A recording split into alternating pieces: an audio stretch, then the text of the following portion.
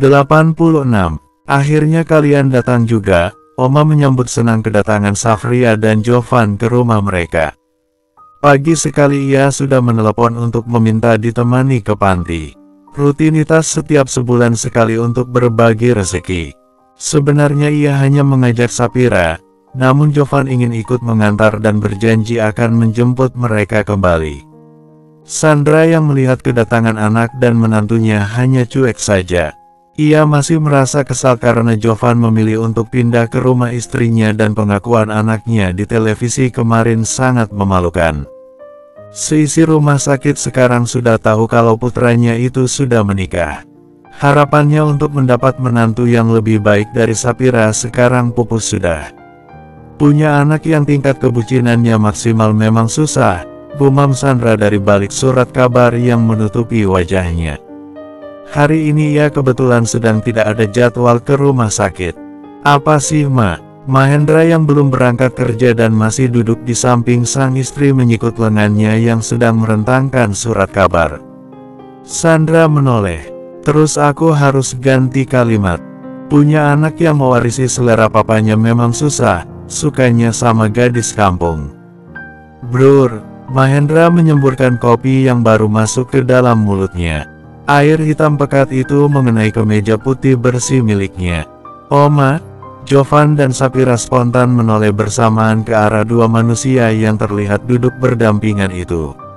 Wajah Mahendra pias. Alih-alih memuntahkan kemarahannya, ia memilih bangkit dari kursinya dan beranjak masuk ke dalam rumah. Sudahlah, ayo kita pergi saja. Oma mengalihkan perhatian Jovan dan Sapira untuk segera masuk ke dalam mobil. Mama sama papa kemana, Oma? Tanya Jovan setelah duduk di balik kemudi. Ia memang lebih suka mengendarai sendiri mobilnya. Biasalah drama rumah tangga, jawab Oma sambil tersenyum pahit. Hanya dia yang tahu masalah apa yang sebenarnya terjadi pada anak menantunya tersebut, namun memilih untuk bungkam. Jovan memang tidak terlalu banyak tahu masalah antara mama dan papanya. Terlebih selama ini mereka terlihat jarang bersama. Pagi sekali papa dan mamanya sudah pergi ke tempat kerja masing-masing. Saat pulang ke rumah, hari sudah malam dan begitulah seterusnya. Terkadang mereka bertemu di meja makan saat sarapan pagi atau makan malam, namun itu pun jarang. Mamanya yang paling sering absen untuk makan bersama mereka. Nanti aku jemputnya jam berapa, nih? Tanya Jovan saat menurunkan dua wanita kesayangannya di depan panti asuhan. Jam makan siang saja, jawab Oma.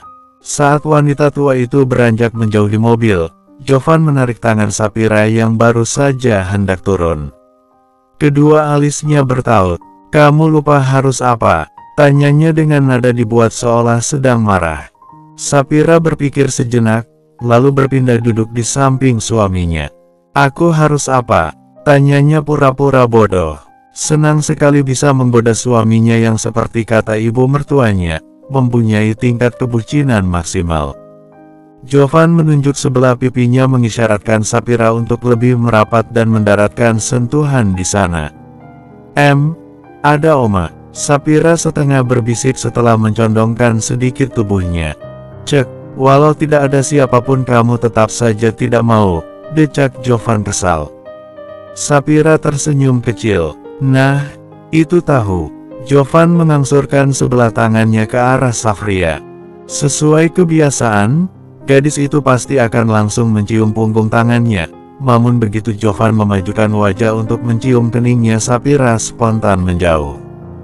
Jangan nakal selama nggak ada aku, ucapnya kemudian setelah gagal untuk mendaratkan sentuhan ke dahi sang istri. Sapira mengangguk kecil. Hati-hati di jalan, ujarnya seraya melambaikan tangan. Berharap mobil itu segera melaju setelah ia turun dari sana, namun sepertinya lelaki itu berat meninggalkan Sapira. Ia merasa waktu mereka untuk bersama masih saja kurang. Sudah selesai ritualnya. Sapira terkejut, saat ia membalikkan badan ternyata sudah ada Oma di belakangnya. Wajahnya merona. Ia merasa malu karena ternyata Oma mengetahui tentang mereka. Jovan memang begitu, ujar Oma saat mereka melangkah bersama memasuki halaman panti. Kalau sudah cinta, dia akan sangat memuja pasangannya. Apapun yang orang lain katakan tentang gadis itu, dia tidak akan peduli. Sampai Oma kira dia tidak akan pernah bisa lepas dari seorang gadis yang buruk. Sapira tahu kalau yang dimaksud Oma ialah Safa. Sedikit banyak Sapira tahu kalau Oma tidak pernah menyukai mantan pacar Jovan tersebut. Tapi sekali dia dikhianati, dia benar-benar tidak lagi peduli. Bahkan sekarang seperti tidak mengenal gadis itu sama sekali. Oma menggeleng-geleng heran. Pemberitaan mengenai Safa yang buruk itu sama sekali tidak menimbulkan efek apapun pada Jovan. Sekarang sikapnya seolah mereka tidak pernah saling mengenal. Itulah kenapa seseorang pernah mengatakan jangan pernah mencinta dan membenci secara berlebihan. Oma menoleh ke arah Sapira yang hanya diam. Apakah Jovan juga akan bersikap sama padaku suatu hari nanti? Saat ia akhirnya benar-benar membenciku dan tidak lagi menganggapku ada karena merasa bosan. Jovan bukan tipe lelaki pembosan.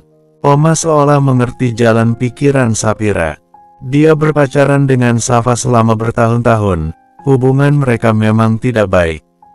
Sejak awal aku sudah menduga kalau gadis itu hanya ingin memanfaatkan dirinya. Percakapan mereka teralihkan dengan kedatangan seorang pengurus panti yang menyambut Oma dan Sapira dengan sangat riang. Wah, Oma datang lagi, anak-anak pasti sudah tidak sabar untuk mendengar Oma mendongeng.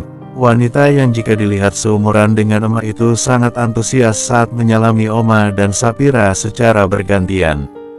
Sapira pernah menemani Oma mendatangi panti dan melihat interaksinya dengan anak-anak di sana. Oma sangat pandai menghibur dengan menceritakan dongeng Nusantara yang dulu pernah Sapira baca semasa kecil di majalah dan buku-buku sekolah. Cerita yang sekarang sudah sangat jarang didengar oleh anak-anak sebaya mereka.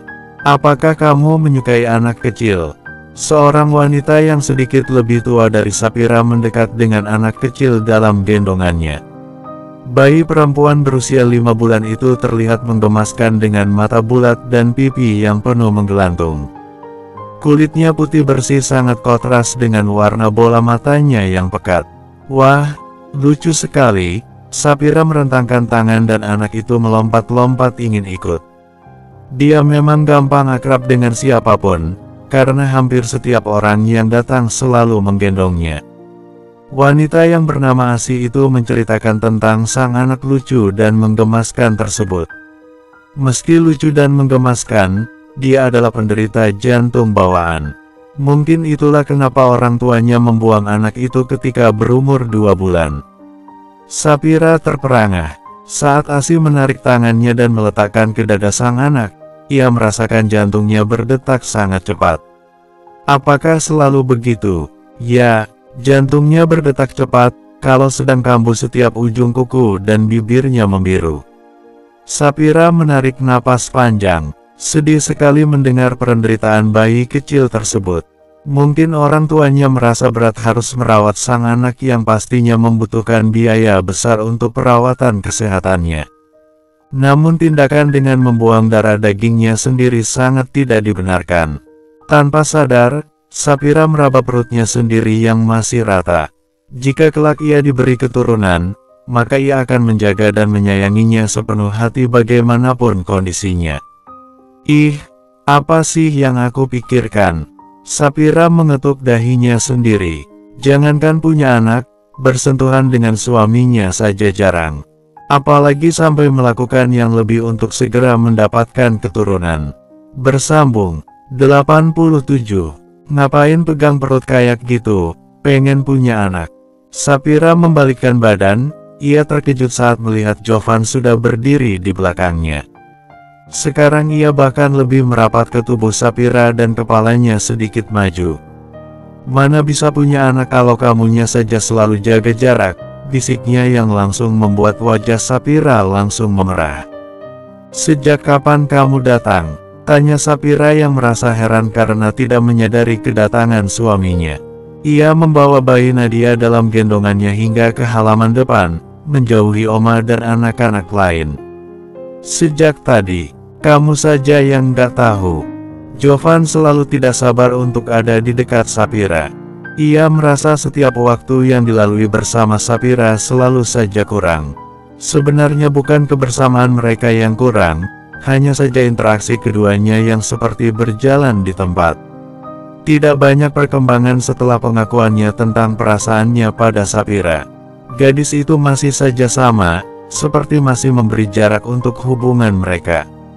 Seperti apapun Jovan mencoba untuk mendekat, ia merasa selalu ada cara untuk Sapira mengelak.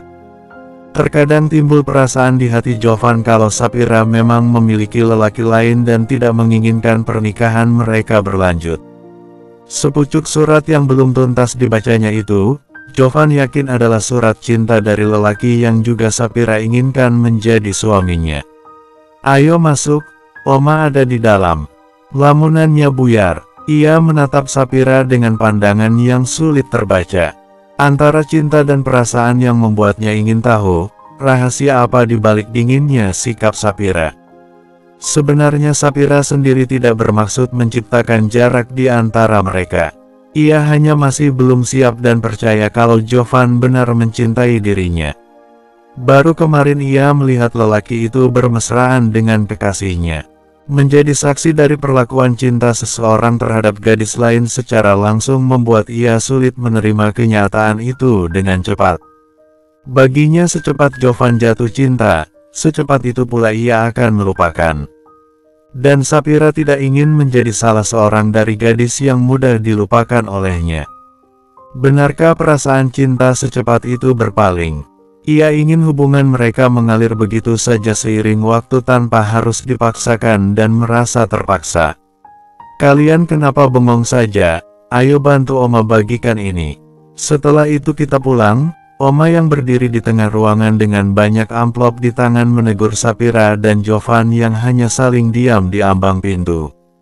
Pasangan suami istri itu langsung mendekat setelah mengembalikan Nadia dari gendongan Sapira kepada Bu Asih.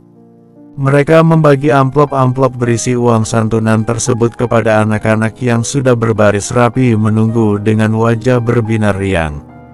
"Mereka sangat lucu dan menggemaskan ya, Oma," Jovan berucap sambil mengemudikan mobil.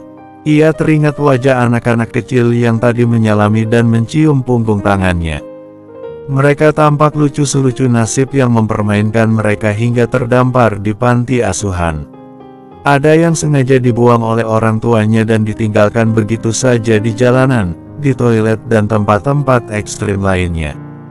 Banyak juga di antara mereka yang memang kehilangan orang tua yang lebih dulu menghadap sang kuasa dan tidak memiliki sanak keluarga yang bisa dijadikan sandaran. Namun ada juga yang sengaja dikirim oleh keluarganya ke panti asuhan karena tidak sanggup membiayai hidupnya. Masing-masing anak memiliki kisah mereka sendiri. Namun mereka tidak tampak sedih, yang terlihat hanyalah kegembiraan. Sedikit uluran tangan dari para orang dermawan laksana nyawa yang memberi mereka kehidupan. Kasih sayang yang tidak mereka dapatkan dari keluarganya bisa mereka dapatkan dari orang-orang baik hati yang sengaja singgah ke panti seperti Oma dan juga Sapira. Itulah kenapa Oma senang bermain ke panti. Di sana ramai banyak anak-anak, tidak seperti di rumah kita yang sepi kayak kuburan. Oma menyahut setelah beberapa saat terdiam.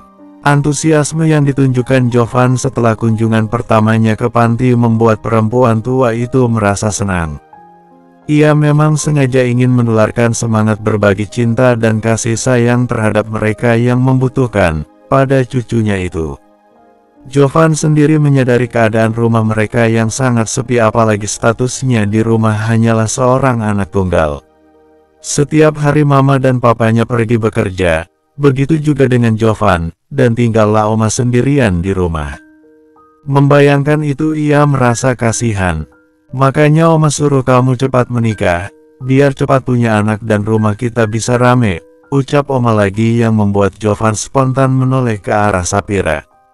Ia ingin melihat reaksi gadis itu ketika mendengar perkataan Oma yang menyinggung soal anak.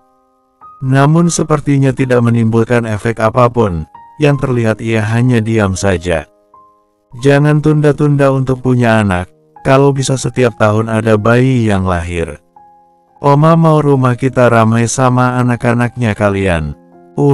Kali ini Sapira tersedak. Setiap tahun ada bayi yang lahir, rupanya kalimat itu cukup mengena. Jovan melirik ke arah istrinya dari kaca depan. Timbul niatan di hatinya untuk menggoda. Sudah, Oma tenang saja. Nanti kami pasti punya anak banyak, biar bisa bikin kesebelasan sepak bola. Iya kan, Yang? Hah, apa katanya? Kesebelasan sepak bola? Emang dikata Sapira mesin pencetak anak? Sapira membuang muka keluar jendela. Wajahnya sudah semerah tomat masak sekarang. Satu aja belum tentu jadi, gumamnya dalam hati.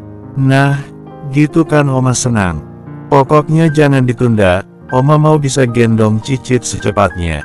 Perbincangan tentang anak selalu menarik bagi Jovan, karena dengan begitu dia bisa merayu Sapira untuk segera memberi pelayanan maksimal sebagai seorang istri. Tidak sekali dua kali para tetangga yang tidak sengaja bertemu mereka di jalan menanyakan perihal anak, dan itu membuat Jovan merasa tertantang. Ayolah Yang, kapan kita punya anak? Sapira yang baru akan menarik selimut untuk menutupi tubuhnya refleks menoleh.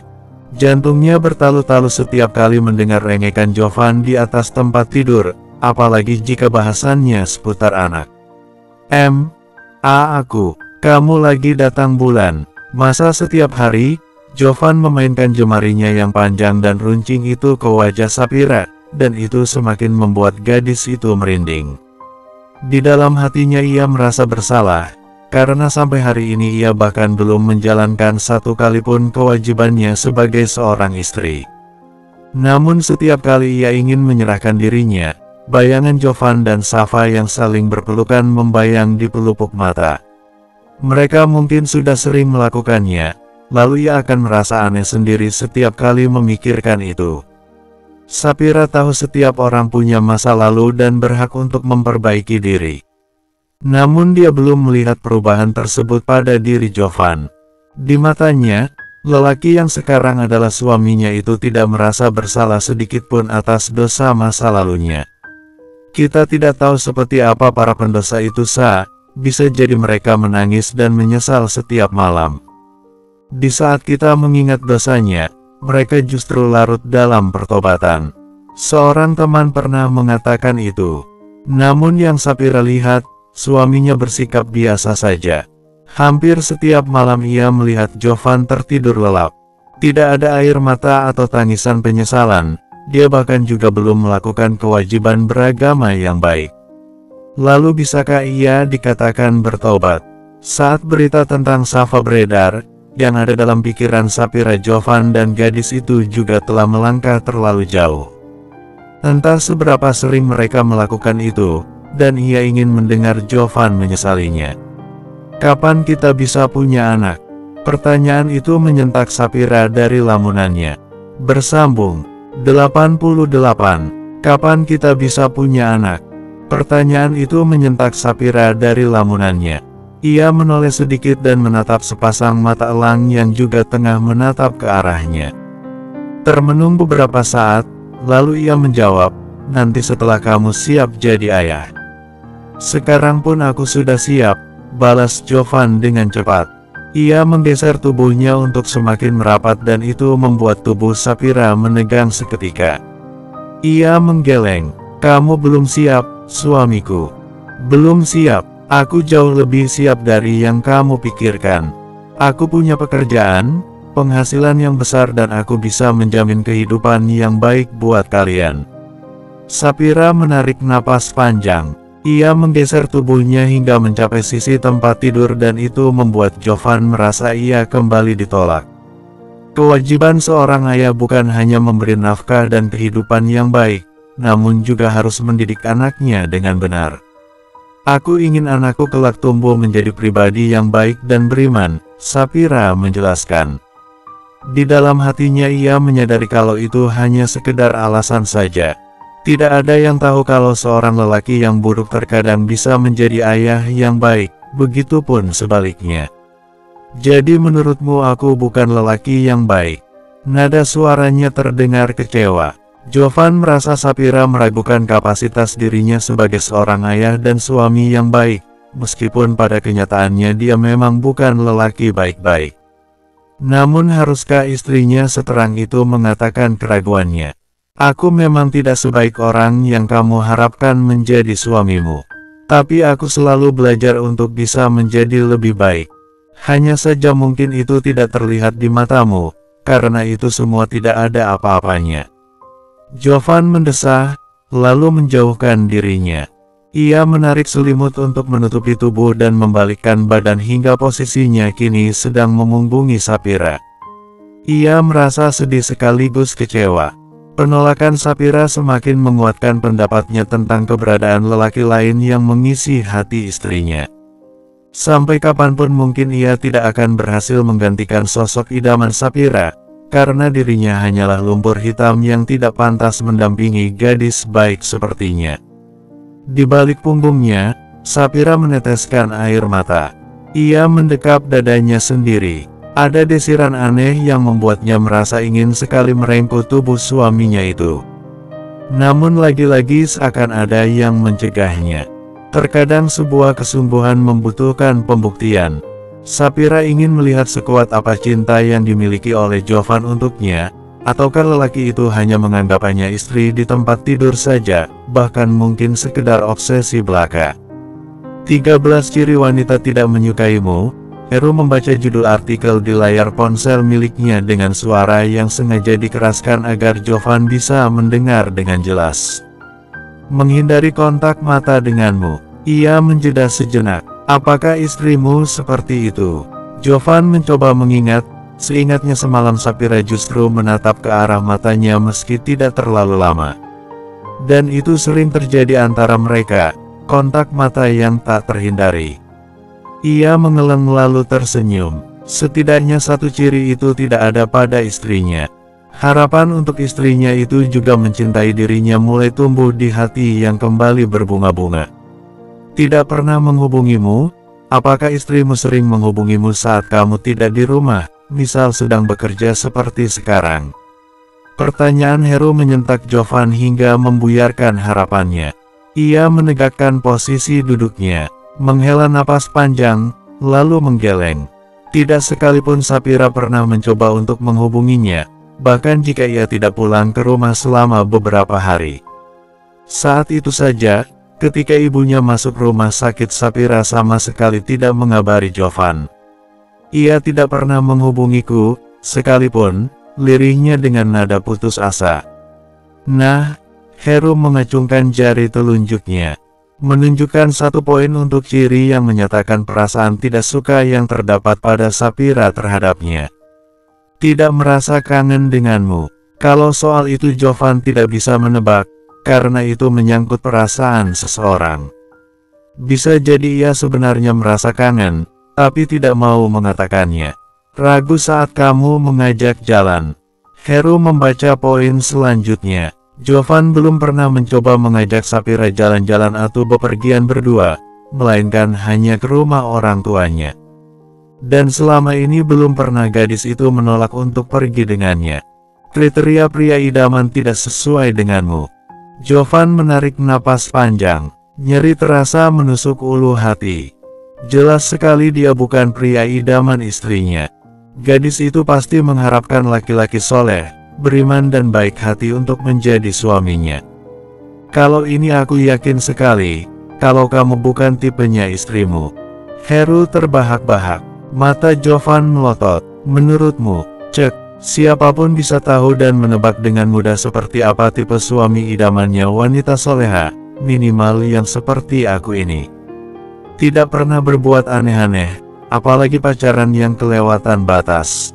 Lagi-lagi ini menyinggung hubungannya dengan wanita terdahulu. Dan Jovan tahu Sapira sudah melihat sendiri seperti apa kelakuannya saat berpacaran.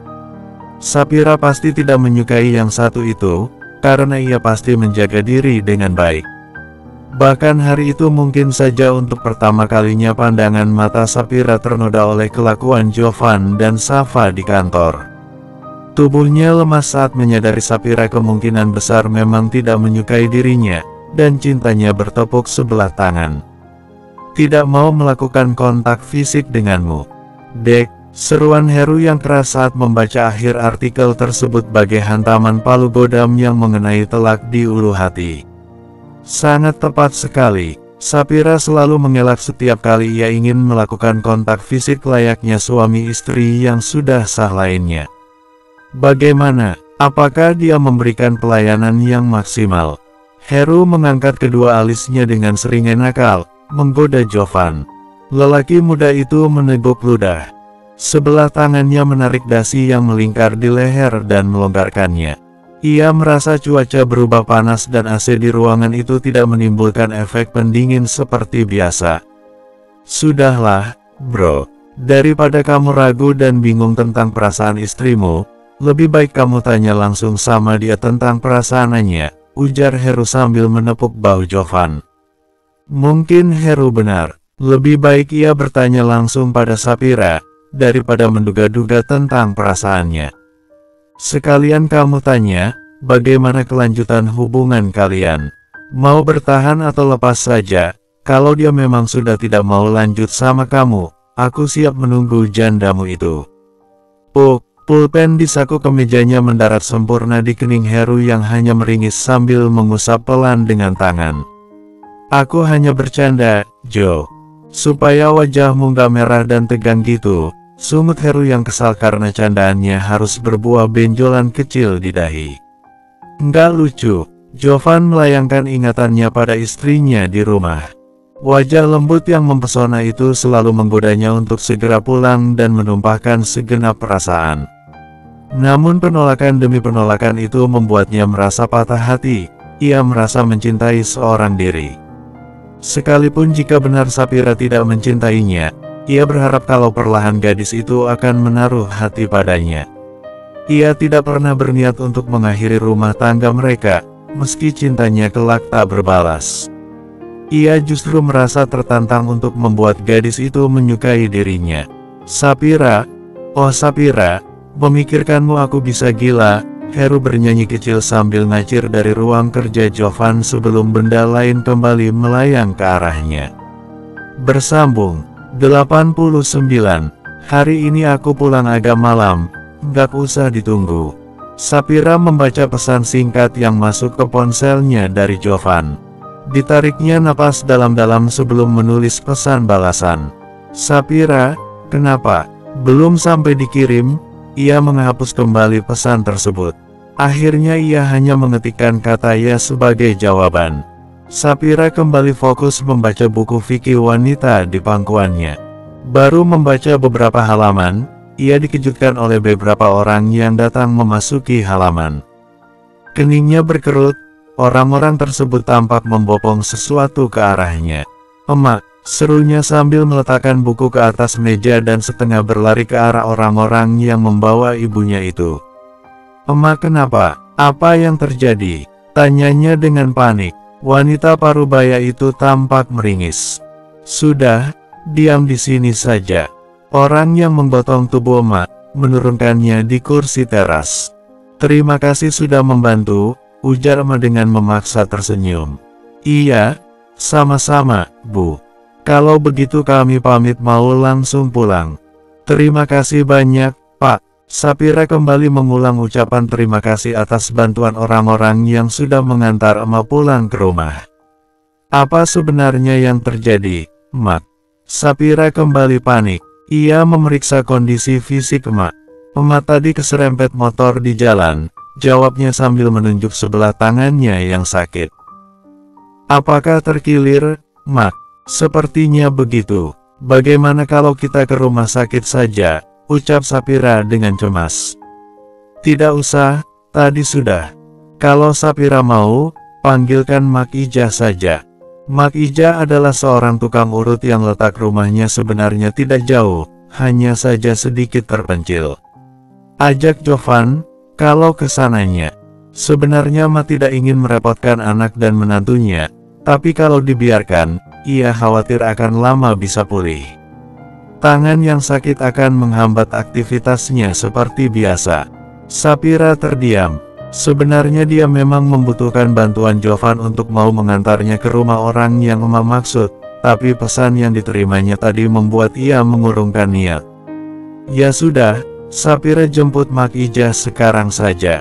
Ia bangun dari duduknya. Sekarang, apa Jovan sudah pulang? Sapira menggeleng. Jovan pulangnya malam, Mak. Sapira jemput Mak Ijah sendirian saja, tidak jauh pun dari sini. Oma menarik napas berat, tapi rumahnya cukup terpencil, Apa tidak apa-apa? Ia merasa khawatir melepas Sapira untuk pergi sendirian. Tidak apa-apa, Mak. Sapira pergi sendirian saja. Ia berpamitan dengan mencium punggung tangan ibunya lalu pergi dengan berjalan kaki. Sapira sudah beberapa kali ke rumah Mak Ijah. Ia sering diminta Ama menjemput jika ada yang perlu diurut. Harusnya perempuan tua itu punya ponsel supaya memudahkan untuk dihubungi oleh orang yang membutuhkan jasanya. Namun nyatanya tidak demikian. Di era serba canggih seperti sekarang, Mak Ijah tidak menggunakan fasilitas apapun. Jika ada yang membutuhkan jasanya, orang harus menemui langsung ke rumahnya. Yang jadi masalah, rumah Mak Ijah terpisah cukup jauh dari rumah tetangganya. Dan itu terkadang menimbulkan kesan horor dan membuat ngeri segelintir orang. Meski pada kenyataannya tidak pernah terjadi masalah apapun pada pelanggan yang datang berkunjung ke rumahnya. Assalamualaikum, Sapira mengucap salam begitu ia menginjakkan kaki di teras rumah sederhana milik Mak Ijah. Di halaman, Sapira melihat sebuah mobil terparkir. Sepertinya perempuan tua itu sedang kedatangan tamu orang penting. Waalaikumsalam. Dengan tergopoh-gopoh Mak Ijah membukakan pintu dan memberikan celah sedikit untuk melihat siapa yang datang. Begitu melihat Sapira, Mak Ijah membuka lebar daun pintu dan tersenyum kecil. Sapira, masuklah. Ditariknya Sapira untuk masuk ke dalam, lalu ditutupnya kembali pintu tersebut. Sapira mengalihkan fokusnya pada kursi tamu yang sudah diduduki dua orang gadis sebayanya. Matanya membeliak sedikit ketika mengenali salah seorang dari mereka. Begitu pula dengan gadis yang menyadari kedatangannya. Ia tampak berdecak seolah menyesalkan tindakan Mak Ijah yang sudah membawa Sapira masuk ke dalam rumah. Nak, Sapira ini sudah seperti anak saya sendiri. Ibunya adalah pelanggan tetap jasa saya. Mak Ijah memperkenalkan Sapira pada dua orang tamunya. Namun salah seorang gadis membuang muka. Ia menunjukkan dengan jelas perasaan tidak sukanya. Maaf kalau saya mengganggu, saya kira Mas sedang tidak ada tamu. Sapira tampak merasa bersalah. Siapapun bisa tahu kalau rumah ini kedatangan tamu. Apa kamu tidak lihat mobil saya di luar? Gadis yang tidak lain adalah Safa itu mencibik. Tidak apa-apa, Nak Sapira. Ada apa? Oma tadi keserempet motor. Sepertinya tangannya terkilir. Sapira menjelaskan maksud kedatangannya ke rumah Mak Ijah. Oh, wanita tua itu menoleh ke arah tamunya. Saya rasa pembicaraan kita sudah cukup hari ini, Neng. Ia mengatakan itu pada Safa, namun gadis itu terlihat tidak terima. Tidak bisa gitu dong, Mak. Kami jauh-jauh datang ke sini dan siap membayar berapa saja, karena butuh sekali sama bantuan Mak. Tolonglah. Sebelah tangannya mencekal tangan keriput Mak Ijah. Wanita tua itu justru kembali menoleh ke arah Sapira dan mendesah. Neng Safa ini minta diturunin, bisiknya pada Sapira sambil mengelus perutnya sendiri. Astagfirullah, Sapira menutup mulut dengan kedua tangan. Ia mengerti maksud perkataan Mak Ijah. Safa meminta bantuan untuk menggugurkan kandungan. Sapira pernah mendengar kalau semasa muda Mak Ijah pernah membuka praktik aborsi. Namun sekarang sudah tidak lagi. Beliau sudah bertobat dan hanya fokus mengurut bagian tubuh yang sakit seperti terkilir. Kamu lihat, dia bahkan tidak bisa menjaga rahasia pelanggan. Safa setengah menggeram ke arah Lucy. Karena terus didesak untuk mencarikan orang yang bisa membantu menggugurkan janinnya tanpa harus ke rumah sakit. Akhirnya Lucy menemukan Mak Ijah. Salah seorang teman memberitahu soal sepak terjang Mak Ijah semasa muda. Saya sudah jelaskan kalau sudah tidak lagi melakukan itu. Mak Ijah tampak merasa bersalah. Dosanya sangat besar, belum lagi ketakutannya kalau ia akan kembali ditangkap polisi. Sejak kejadian puluhan tahun silam yang membuat ia merasakan dinginnya lantai penjara, Mak Ija berjanji untuk tidak mengulanginya lagi. Sapira menghela napas, lalu berpindah duduk di sebelah Safa. Meski gadis muda itu membuang pandang ke arah lain seolah tidak melihat keberadaan Sapira sama sekali. "Mbak Safa," panggilnya lirih. "Aku bukan mbakmu," sahutnya ketus. "Maaf, kalau saya salah. Jangan melakukan itu, dosanya sangat besar." Safa mendengus. Wanita yang sudah membuatnya berpisah dengan Jovan sekarang mengingatkannya tentang dosa.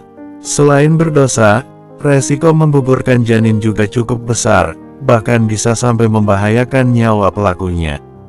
Sapira berusaha mengingatkan betapa banyaknya kejadian yang berakhir fatal setelah orang itu melakukan aborsi.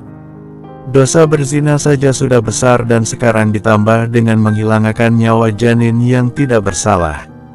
Namun siapa yang ingat dosa ketika dihadapkan pada situasi Safa sekarang? Lebih berat lagi karena ia harus hamil dan melahirkan tanpa suami. Belum lagi ia adalah seorang publik figur yang setiap segala sesuatu mengenai dirinya akan selalu menjadi pemberitaan. "Kamu tidak tahu apapun, lebih baik diam."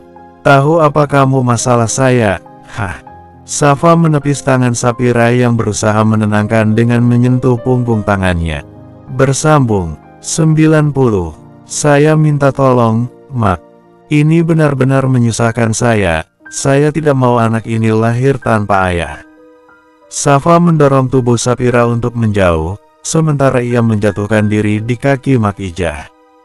Air mata bercucuran di wajahnya, menggambarkan betapa panik dan resahnya ia memikirkan kehamilan yang tidak diharapkan itu. Andai Ricardo mau menunjukkan etikat baiknya dan siap bertanggung jawab, mungkin Safa akan memikirkan kembali keputusannya untuk menggugurkan kandungan. Nyatanya lelaki pengecut itu justru kabur ke negaranya dan menyebarkan aib mereka ke media. Banyak masalah yang menimpa Safa setelah itu. Ia harus bolak-balik kantor polisi untuk diperiksa terkait kasus video viral tersebut. Dengan kondisi hamil yang membuat ia sering merasa mual, Safa harus menjawab pertanyaan polisi yang tidak sedikit. Ia lelah hati, lelah fisik dan merasa stres. Melihat Safa seperti itu timbul perasaan kasihan di hati Sapira. Cukup lama Safa memohon bantuan Mak Ija, namun wanita tua itu berkeras menolak. Ia sudah tidak tergoda dengan jumlah bayaran yang ditawarkan oleh Safa dan Lucy kepadanya.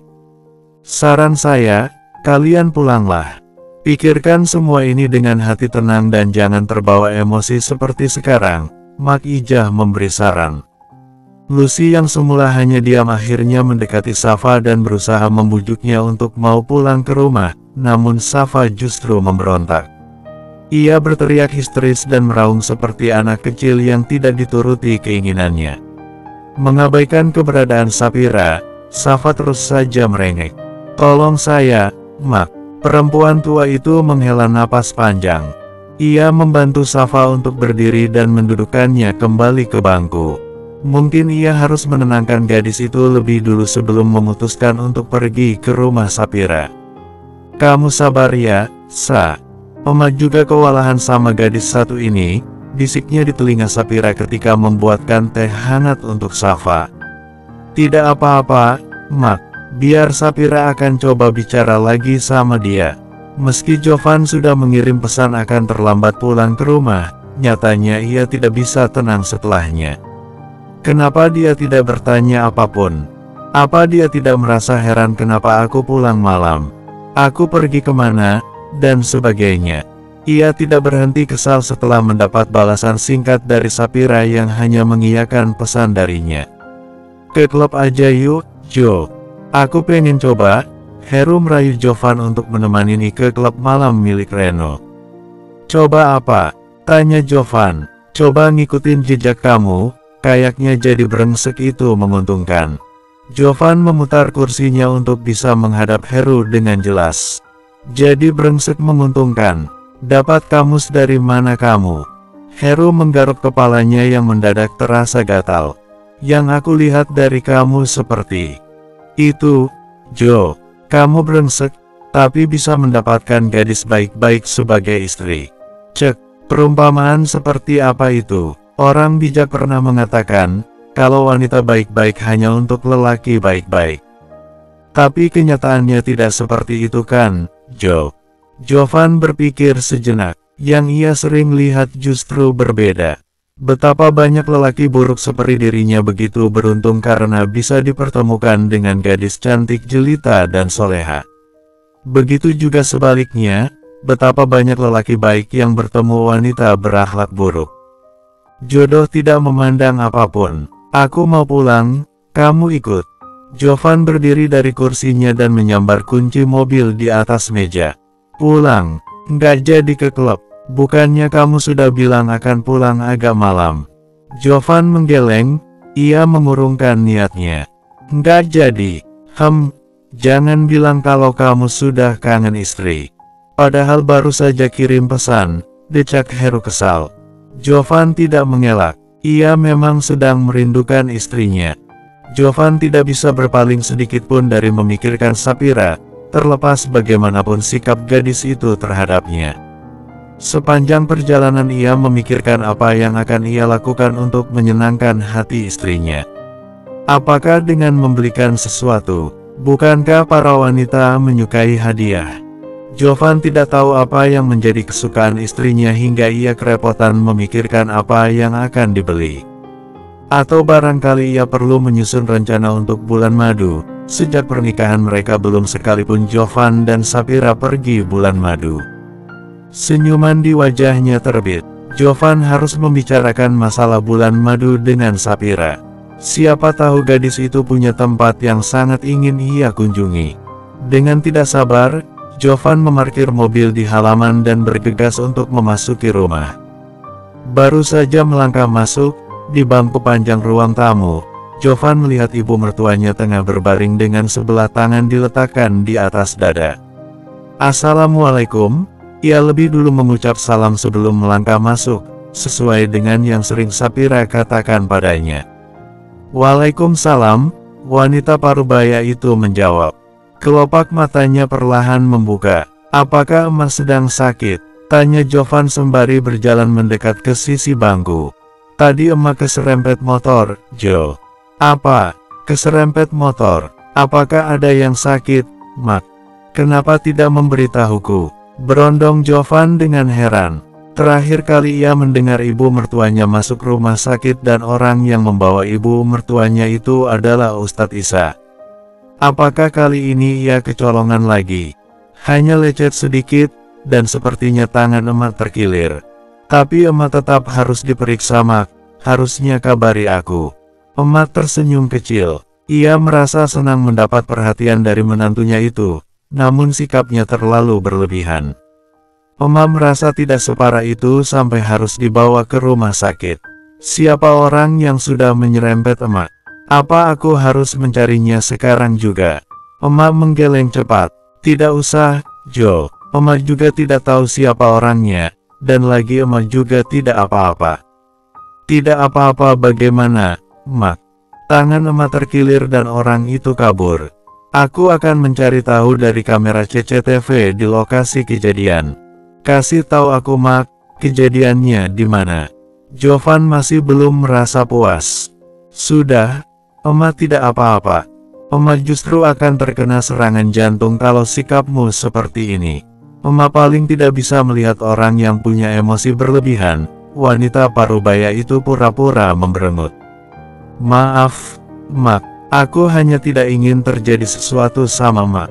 Jovan merasa bersalah. Sekalipun wanita itu adalah ibu mertuanya, ia merasa sudah seperti ibunya sendiri. Karena kasih sayang seperti emaknya Sapira ini tidak pernah ia dapat dari Sandra sang mama yang terlampau sibuk bekerja. Oh, ya Mak, di mana Sapira? Emak mendesah kecil. Ia menyesalkan kenekatan Sapira yang pergi sendirian dan tidak memberi kabar pada suaminya. Bukan sikap istri yang baik dan sesuai harapan. Oma sadar Sapira masih sering lupa kalau wajib bagi istri untuk meminta izin pada suaminya sebelum keluar rumah. Mungkin Oma akan memberitahunya nanti setelah Sapira sampai ke rumah. Sapira sedang menjemput Mak Ijah Jo, apakah dia tidak mengabarimu? Jovan terdiam sesaat. Sapira benar-benar tidak akan memberitahu apapun yang terjadi di rumah padanya. Dia bahkan pergi begitu saja tanpa izin darinya. Apakah Sapira sering seperti ini? Dahi Jovan berkerut. Apakah Sapira masih belum menjalankan tugasnya sebagai istri dengan baik, Jo? Mata Emma berkaca-kaca, ia merasa sudah gagal mendidik putrinya dengan baik. Jika kemarin Veronica lari di hari pernikahannya, kali ini Sapira yang tidak menghormati dan menghargai suaminya. Bukan seperti itu, Mak. Sapira adalah istri yang baik. Hanya saja terkadang dia juga bersikap kekanakan dan itu wajar. Jovan berusaha tersenyum. Di mana rumah Mak Ijah? Aku mau menjemputnya, sebentar lagi waktu maghrib akan tiba. Jovan melirik jam dinding dan mulai merasa khawatir. Bersambung.